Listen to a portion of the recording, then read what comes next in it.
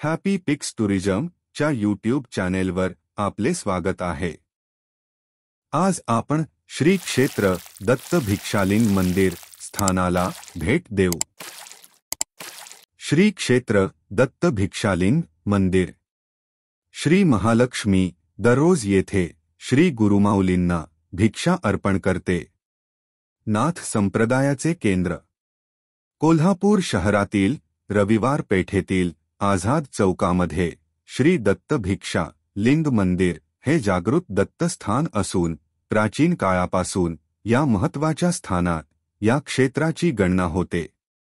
माध्यान्ह काळी श्री दत्तप्रभू इथे जगदंबेकडून भिक्षा ग्रहण करतात। त्या स्थानी नवनाथांपैकी एक वटसिद्ध नवनाथांनी श्री दत्तप्रभूंना भिक्षादान केले होते। तसेच श्री गोरक्षनाथांनी दत्त महाराजांची भिक्षा क्षेत्राची झोली येथील श्रीदत्त भिक्षा लिंग स्थानापासून सुरू केली होती।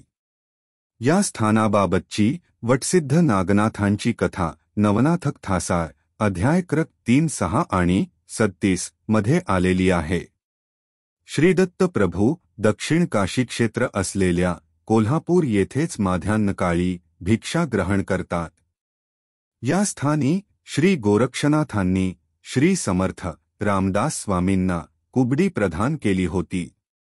ती आज सज्जनगडावर पाहावयास मिळते। श्री महालक्ष्मी मातेच्या आदेशावरून श्री नारायण स्वामींनी याच ठिकाणी तपश्चर्या केली।